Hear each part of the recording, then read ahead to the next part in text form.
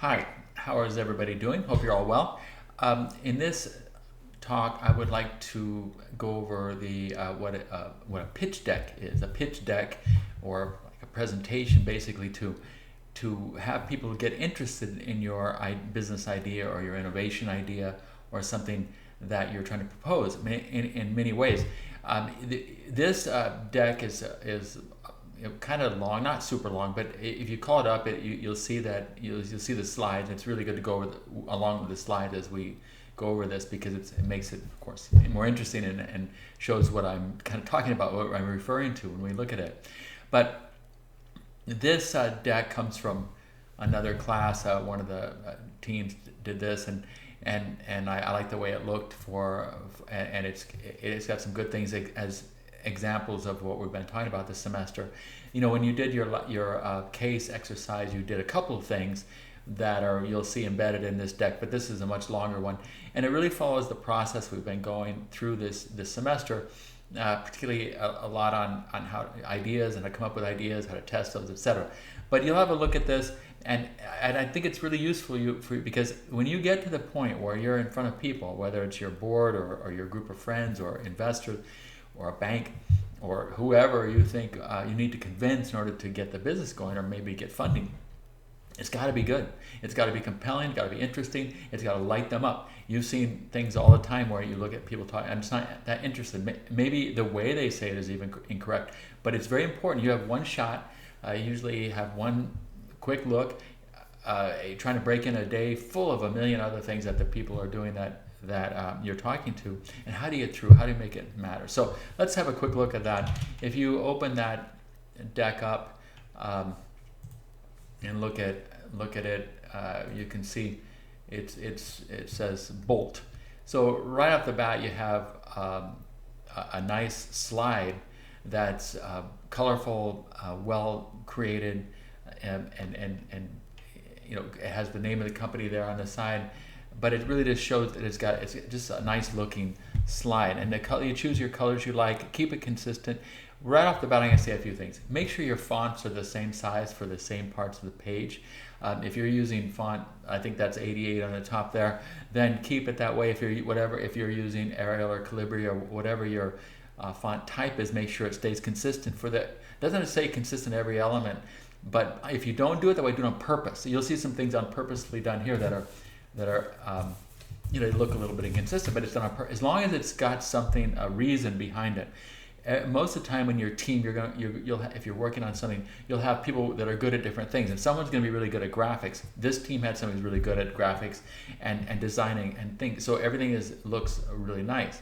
So here, this is a plan and basically a big picture, and then basically just saying, talk about what you have to have a strategic plan because here's where we're going to stay on track. And this, you're telling your investors that we know what it's all about. We know business. We know that you have to be accountable. We know you have to clearly state your goals. We know you have to describe the mission. So this slide is there to tell your audience that you understand what business is all about.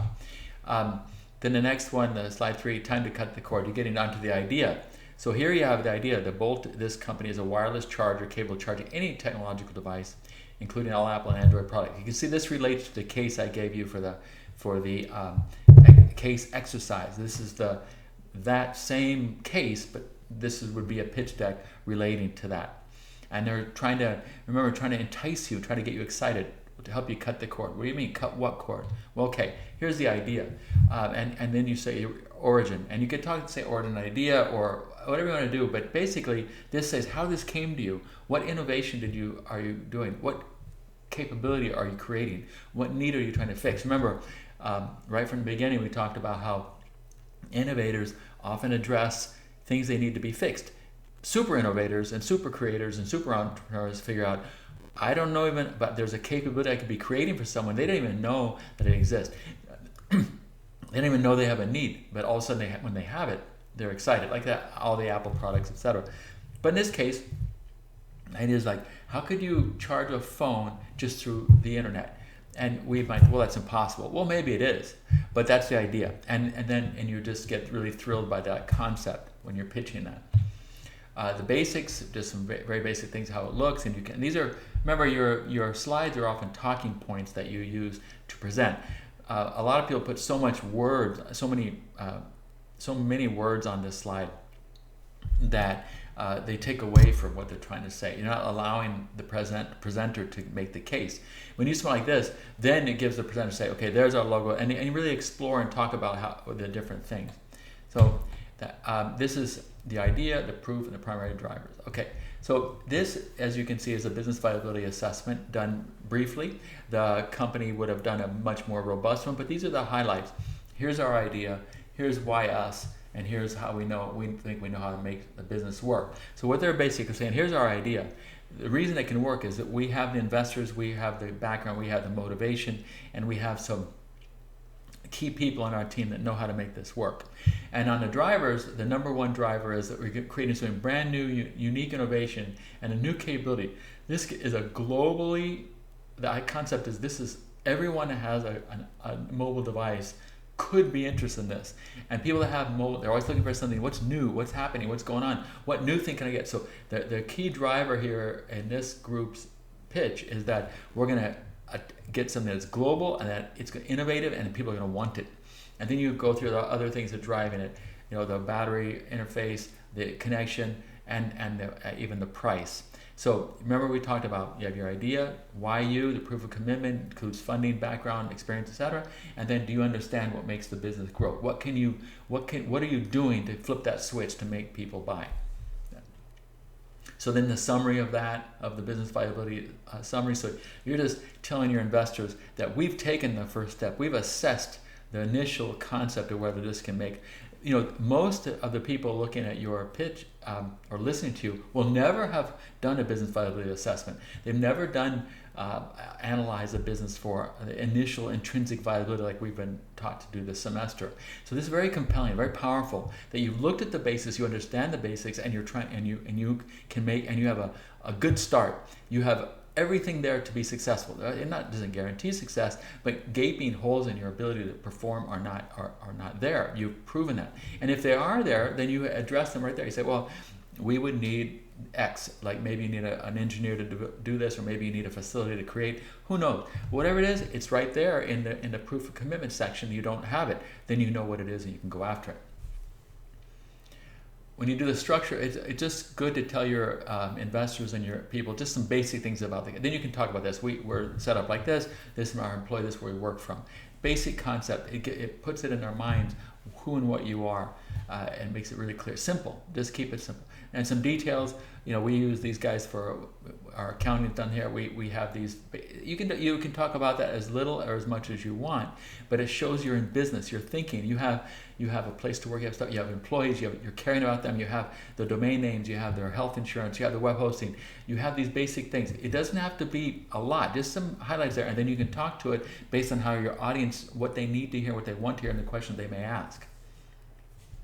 SWOT. Again, this is a summary. It could be bigger, but they've gone through a big SWOT. Now this is it. What are their strengths? What strengths and weaknesses are internal, opportunities and threats are external.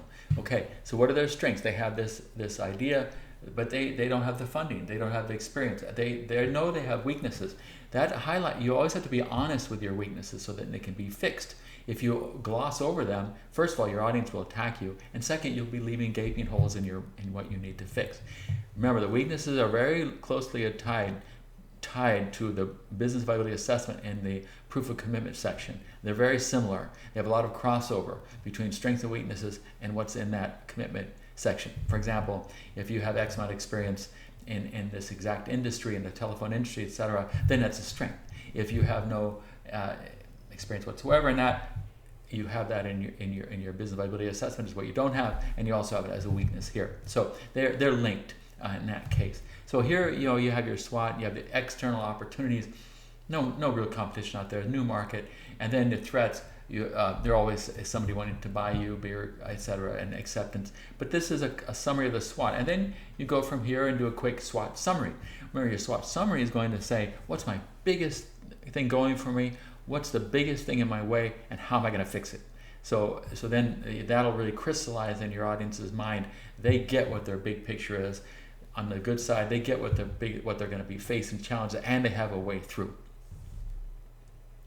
The competitor analysis, this is just a quick thing where, in a case like this, there are a lot of competitors. They're not doing just what you're doing because this is new technology and an innovation, but they're close. So here you just say who they are, and remember we looked at this form when we had this in the module. Where do they overlap with us? What kind of products are in common? How do they market? How do they distribute? And what specific areas do they compete with us? Remember, when you're looking at competitors, it may not be readily apparent to an external person who your competitors are. They may assume, oh, you're competing with X. But you're in the business that X isn't it. It's somebody else who's really trying to go after your exact same market. And it could be something that's very different but it fulfills the same purpose, or it can be very closely aligned but a little bit different. It can be a tweak, it can be a major thing. Often your competition for something like this will be something different. It'll be regular plug-in things, for example, when you're doing something over the internet. The purpose, it ends up the same, but it's quite different. And sometimes it'll be even more different than that. Like you might have a video tablet thing competing with a billboard, the old-fashioned billboard. They both tell your customers something that you want them to know, but one is sticking there on a highway and one flash on your phone. So your competition isn't always the other phone. It can be something that's trying to accomplish the same goals that you are. There's a competitor analysis continued. Okay, then you summarize, and this is a summary is saying who's your main competitor, how are you going to beat them. That's what you want to say. Then you have your goals, what they need to accomplish. They've said they want to sell 100,000 units, 100 million units in a year. Again, that's a big number. You want to have big numbers, right? I mean, I want to sell 500 something within 5 years. That's nobody's going to be interested.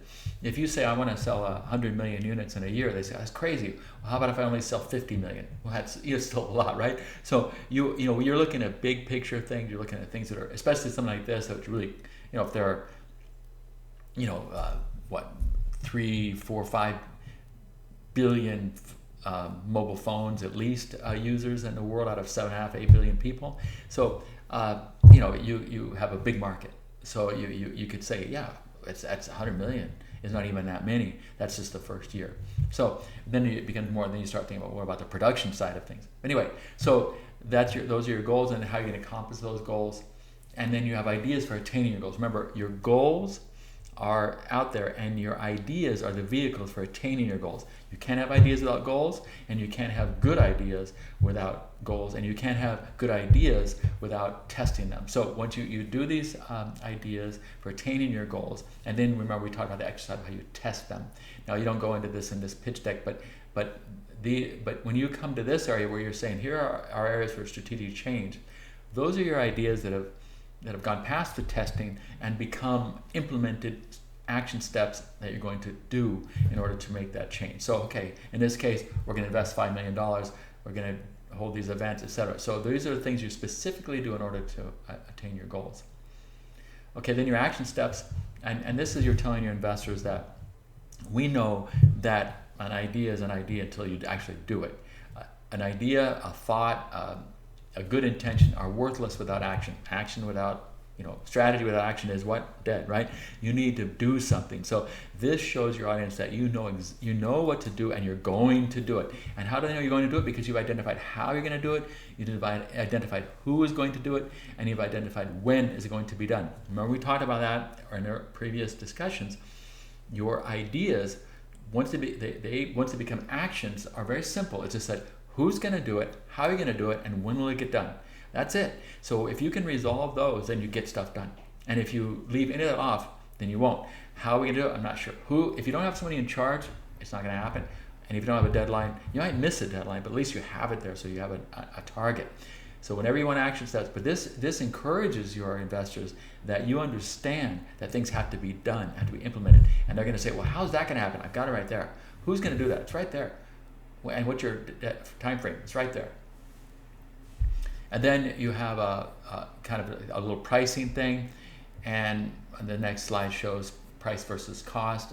These are, of course, estimates. It'd be different for every company, but you want to show some very basic revenue and cost and gross income figures and like that. Just say, this is the big picture. Then people say, oh man, if it's $130 or $6 a piece and you're selling 100 million, that's, wow, $6 billion. That's a lot of money. So you immediately get interest when you can do that, but when on the simple math.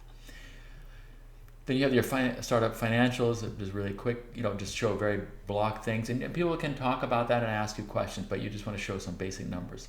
And then as you see, this is not filled up, the evaluation scorecard. You want to have, what that is very simple.